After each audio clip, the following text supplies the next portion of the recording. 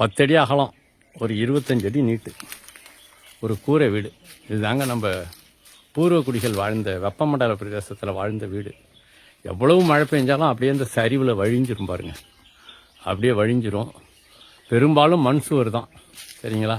வெப்பத்தை கடத்தாது. உள்ள பக்கத்தில் இந்த காங்கிரீட் வீடுங்க, அப்படியே நெருப்பு மாதிரி இருக்கும். இப்போ கையை வச்சிங்கன்னா அப்படியே கொதிக்கும், மேலே தளத்துலையும் சரி செவுத்துலையும் சரி. ஆனால் இது இருக்குது பாருங்கள், அப்படியே அந்த உள்ளே போனீங்கன்னா அப்படியே சில்லுன்னு இருக்கும்.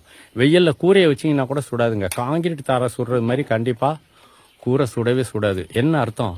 வெப்பத்தை அப்படியே அது சாப்பிட்றோம். என்ன வேணா கொள்ளு, எனக்கு உள்ளே இருக்கிறவங்கள நீ தொடவே கூடாது. அந்த குளிர்ச்சியை காப்பாற்றிக்கிட்டே இருக்கும் உங்கள் கூரை. நம்ம எப்படி வாழ்ந்தோன்னு பாருங்கள், சொர்க்கம் மாதிரி வாழ்ந்தோம்.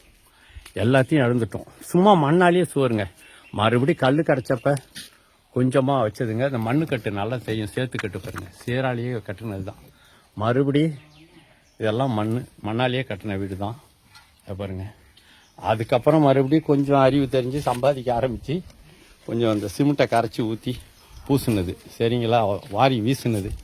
அதுக்கப்புறம் இந்த இந்த மூங்கில் இருக்குது பாருங்கள், இந்த மூங்கில்லாம் கிட்டத்தட்ட ஒரு 40 வருஷத்து மூங்கிலுங்க. மேலே அப்படியே ஓலை மட்டும் 4 வருஷத்துக்கு ஒரு தடவை ஓலையை மட்டும் மாற்றிடுவோம், கூரையை மாற்றிடுவோம், அவ்வளோதான். அப்படியே பெரிய பொருள் செலவு இல்லைங்க. வாழுறவனை இம்சை பண்ணதே இல்லை. மண் வீடு தாங்க.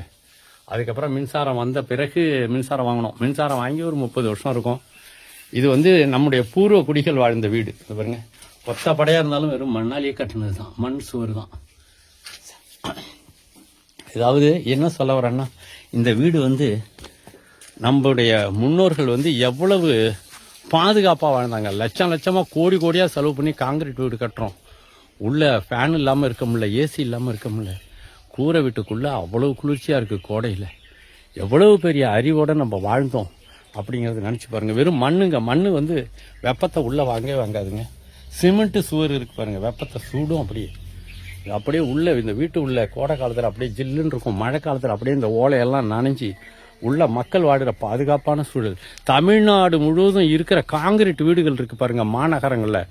அதுதாங்க அந்த பிரதேசம் வெப்பமாக போகிறதுக்கே காரணம். அப்படியே வெப்பத்தை வாங்கி பரப்புதுங்க காங்கிரீட் வீடுகள். ஆனால் இந்த மாதிரி கூரை வீடுகள் ஒரு காலத்திலையும் வெப்பத்தை வாங்கி பிரதிபலித்ததே இல்லை. வெப்பத்தை அழிச்சிரும், சாப்பிட்டு அழிச்சிரும். எவ்வளவு பாதுகாப்பாக வாழ்ந்தோம் அப்படிங்கிறத நினச்சி பாருங்கள். நன்றிங்க.